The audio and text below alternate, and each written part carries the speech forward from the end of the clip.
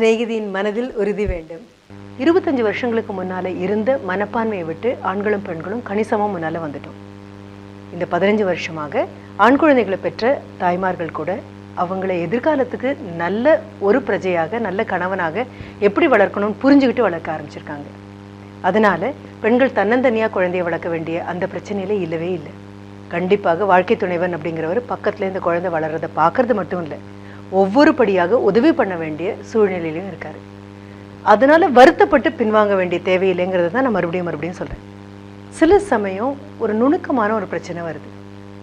உடல் முற்றிலும் மாறியாச்சு, ஒரு குழந்தை ஆயிடுச்சு, பால் கொடுக்க வேண்டிய சூழ்நிலை, இதெல்லாம் வந்ததுக்கு அப்புறமும் கூட சில சமயங்கள்ல மிக மோசமான பலவீனத்துக்கு மனது ஆட்படும். 3 மாதம்லாம் ஆகும்பொழுது பெண்கள் மிக வெளியில சொல்ல முடியாத அளவு ஒரு தனிமையை உணர்றதாக கூட உளவியல் நிபுணர்கள் கூறுறாங்க. இந்த மாதிரி சூழ்நிலை தான் ரொம்ப ஜாக்கிரதையாக இருக்கும். நான் முதலே சொன்ன மாதிரி உறக்கம் இல்லை, உணவு சரியா இல்லை, உடல் ரீதியான மாற்றங்களுக்கு நம்ம மறுபடியும் ஆட்படுறோம். உடல் புரிஞ்சுக்கிட்டுச்சு, இனிமே குழந்தை கிடையாது அப்படின்னு தெரிஞ்ச அடுத்த நிமிஷம் ஒருங்கா எப்பொழுதும் வரக்கூடிய மாதம் வரக்கூடிய எல்லா பிரச்சனைகளும் வர ஆரம்பிக்கும்.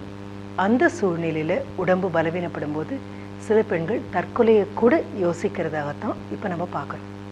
This is a moment when they need almost everyone to stand by them.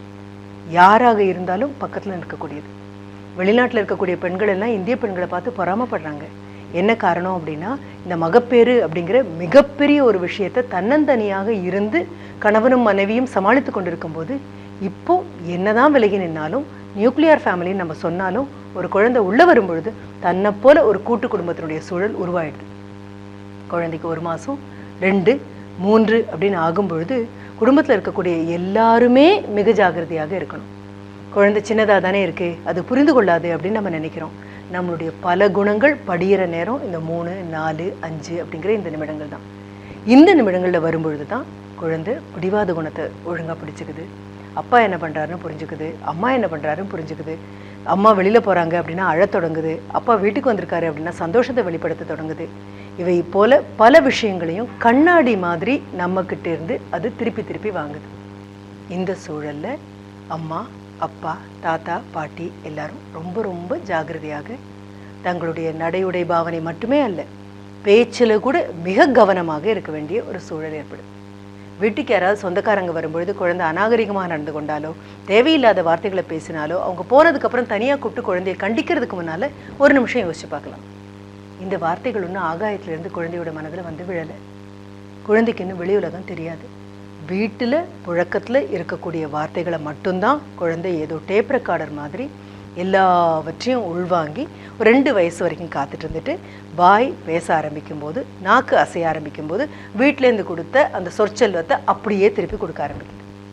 இது புரிஞ்சுது அப்படின்னு சொன்னால், ஒரு குழந்தை உள்ளே வந்த உடனேயே ஒரு கோவிலில் மந்திரம் சொல்கிறது எவ்வளவு முக்கியமோ, ஒரு கோவிலுடைய புனிதம் எவ்வளவு முக்கியமோ அவ்வளோ முக்கியமாக குடும்பத்தை நடத்தி செல்லும்.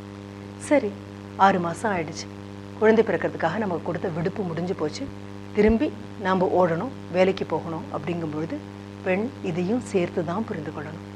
இதெல்லாம் தாண்டி தான் தாய்மை வரும். குழந்தை ஏதோ வயிற்றில் சுமந்து 3 வருடம் ஆகும்பொழுது அப்படியே கொண்டு போய் ஒரு பள்ளிக்கூடத்தில் இறக்கி விடுறதுன்னா எல்லாருமே சுலபமாக பண்ணிடுவோம். உலகம் இன்னும் சுற்றுறதுக்கு 24 மணி நேரம் ஒவ்வொரு நாளும் எடுத்துக்குது. பூக்கள் பூக்கிறதுக்கு தேவையான நேரம் எடுக்குது.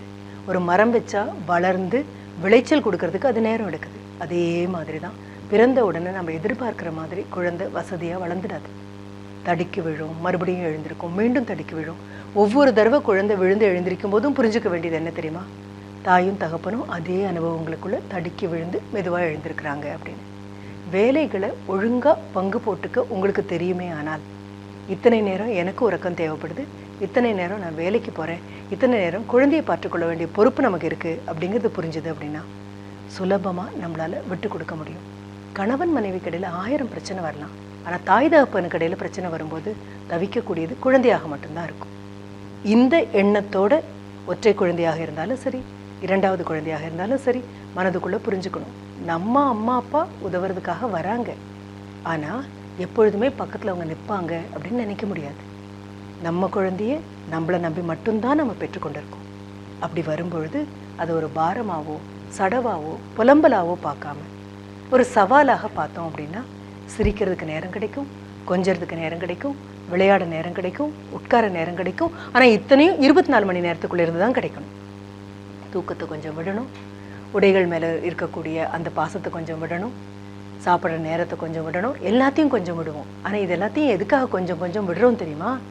அந்த உள்ளே வந்திருக்கிற புதிய நபரை கொஞ்சறதுக்காகத்தான் கொஞ்சம் கொஞ்சமாக நேரங்களை விட்டுட்டே வரும். எல்லாம் சேர்ந்து குழந்தை 3 வயசாகும்போது வீடே ஒரே கலைபரமாக மாறும். ஏதோ யுத்தம் நடஞ்ச மாதிரி இருக்கும். ஆனால் அதை பற்றி பார்க்கணுன்னா அடுத்த நாள் தான் மறுபடியும் மீண்டும் பார்க்க முடியும். நன்றி, வணக்கம்.